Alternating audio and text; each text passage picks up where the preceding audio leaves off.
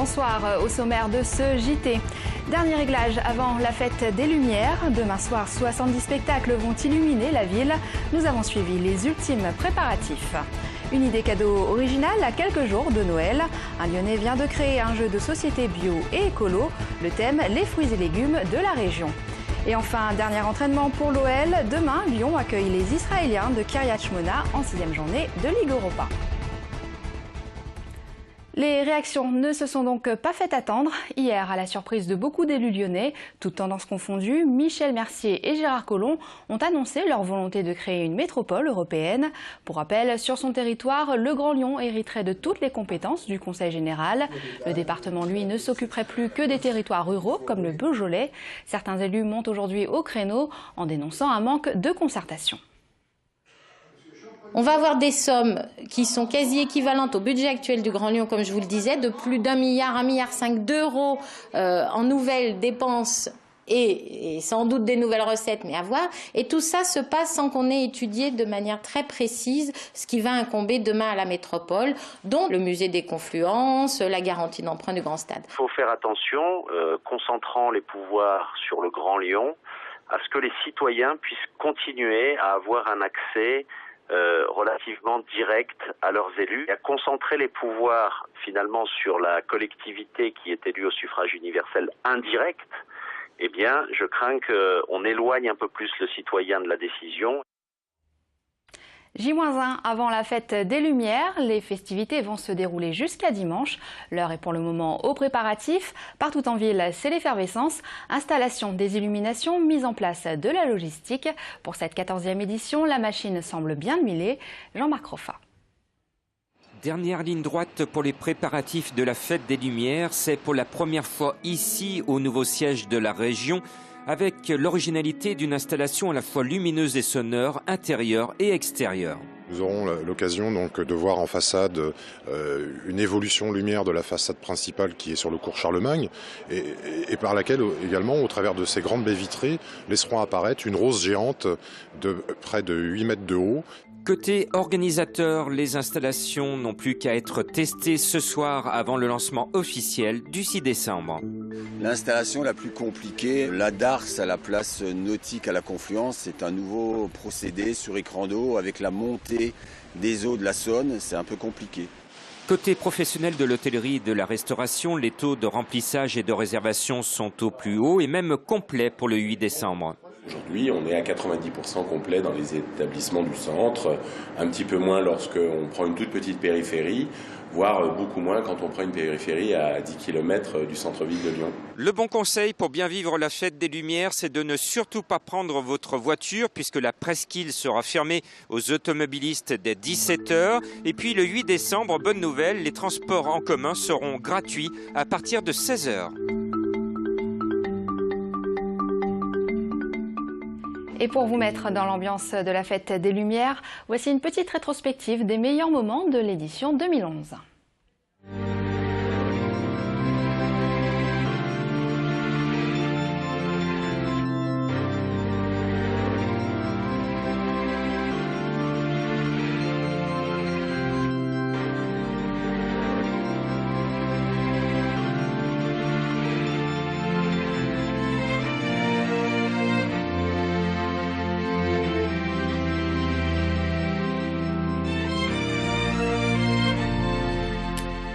À noter émission spéciale Fête des Lumières à retrouver vendredi dès 18 h sur notre antenne. Football, Ligue Europa, dernière journée de phase de poule pour l'OL. Demain, les Lyonnais reçoivent les Israéliens de Kiryat Shmona en match retour. Une rencontre sans grande surprise. Les hommes de Rémi Garde ont déjà leur ticket pour les 6e de finale. Les derniers entraînements ont eu lieu cet après-midi à Tola-Vologe. On retrouve en direct Émilie Deschamps du stade de Gerland. On se souvient des débordements en tribune lorsque l'OL avait accueilli Tel Aviv en 2010. L'enjeu de cette rencontre face aux Israéliens de Shmona sera peut-être plus politique que sportif finalement, puisque l'OL est déjà assuré de terminer premier de son groupe et qualifié pour les 16e de finale, tandis que le Kiryat Shmona est déjà éliminé. Anthony Serron, bonsoir. Qu'est-ce qu'on peut attendre de cette rencontre qui finalement compte pour du beurre ? En fait, il y aura déjà une équipe très jeune, cette équipe de l'OL, la plus jeune de l'histoire de l'OL en Coupe d'Europe. Donc on ne sait pas trop à quoi s'attendre. On sait qu'il y aura un mélange de jeunes joueurs et peut-être aussi de joueurs habitués à être dans l'équipe première de l'OL. En tout cas, il y a 5 joueurs qui étaient avec les jeunes à l'entraînement. Il y avait Gourcuff, Michel Bastos, Gueda Fofana, Bakary Koné et Fabian Manzon. Donc il y aura a priori ces joueurs-là titulaires. Et parmi eux, quelques jeunes joueurs comme Yacine Bendia, qui aura à cœur d'enchaîner avec un nouveau but, lui qui avait marqué il y a 15 jours du côté de Prague. Finir invaincu de cette phase de poule, ça peut être aussi un message fort pour l'OL. Oui, ça peut être un message fort, mais la tâche s'annonce pas évidente du tout, puisque c'est une équipe qui a aucun repère. Donc ce sera déjà un sacré exploit de continuer cette série d'invincibilité avec une équipe qui ne se connaît pas. En tout cas, c'est un match qui enthousiasme pas vraiment les foules. Pour preuve, le peu de journalistes présents cet après-midi en conférence de presse. Tout le monde ici attend forcément le derby qui se jouera dimanche soir à Geoffroy Guichard. Oui, c'est sûr que c'est clairement le match de la semaine, le match que tout le monde attend. Les supporters ont déjà coché le calendrier. Alors malheureusement, c'est l'information de l'après-midi que nous a divulgué Rémi Garde. Le probable forfait de l'attaquant argentin de l'OL, Lisandro Lopez. Donc c'est un coup dur. On sait qu'il a une petite blessure qui traîne du côté du mollet. Mais ce sera une superbe affiche. Le premier contre le troisième, la meilleure attaque contre la meilleure défense du championnat. Anthony Servan, merci beaucoup. Je vous propose d'écouter tout de suite les propos tenus par Anthony Lopez qui sera titulaire demain et Rémi Garde en conférence de presse cet après-midi. Pour moi, c'est encore un nouveau rêve qui se réalise parce que jouer un match européen à 22 ans, pour moi, c'est quelque chose d'extraordinaire. Donc, c'est sûr que je vais le prendre avec beaucoup d'envie, avec plein d'étoiles dans les yeux. Donc, j'espère qu'il y aura la victoire au bout pour amplifier tout ça. Je peux pas vous dire que j'ai pas du tout la tête au derby, puisque forcément j'ai fait des choix par rapport à ce match-là. Et donc, comme je viens de dire aussi qu'il y avait un double travail, on a la tête au derby, mais demain je ne l'aurai pas. D'ailleurs, à partir de cet après-midi non plus. Les premières grosses chutes de neige de la saison attendues vendredi, de 2 à 10 cm dans le département selon Météo France. Les pluies devraient se transformer en flocons jusqu'à samedi matin. Si vous n'y avez pas encore pensé, c'est le moment de faire installer vos pneus neige. Vendredi, on attend une nouvelle perturbation qui devrait au moins dans un premier temps donner de la neige jusqu'en plaine. Alors on peut espérer que ça va tourner en pluie un petit peu dans la journée, mais la limite de la neige devrait rester très basse. Et puis à nouveau pour samedi matin, on a encore un petit épisode neigeux avec cette fois-ci des conditions, des quantités un peu moins importantes tout de même. Et puis on peut espérer une amélioration pour samedi après-midi et dimanche.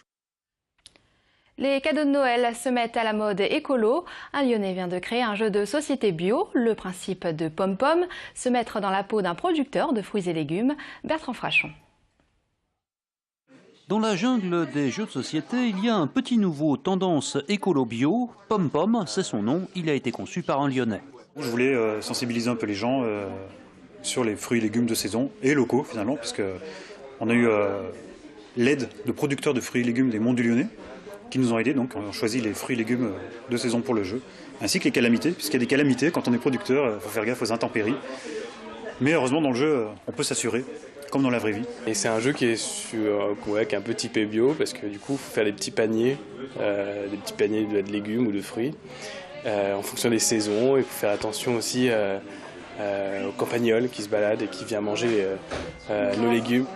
Du coup les 48 cartes fruits et légumes sont tous différents. Le jeu Pom-Pom est diffusé en boutique, mais aussi dans des magasins bio. Et comme ses créateurs sont soucieux d'environnement, pas question de le faire fabriquer à l'autre bout du monde. Donc le jeu, on l'a réalisé intégralement en éco-conception et complètement fabriqué en France. Voilà, ça c'est une charte qu'on s'est fixée finalement pour essayer d'être nous-mêmes le plus propre possible dans notre façon de fabriquer le jeu. Et puis que ça soit cohérent par rapport à la thématique qu'on a développée dans le jeu. Donc là, il y a un prochain jeu qui sort au mois de mars, qui s'appelle Migrato, qui sera sur la migration des oiseaux cette fois. Et là, pour lequel on travaille avec un ornithologue bressan. Ces jeux locaux et écolos sont édités par la marque Hopla. Et c'est la fin de cette édition. Merci de nous avoir suivis. Belle soirée sur TLM.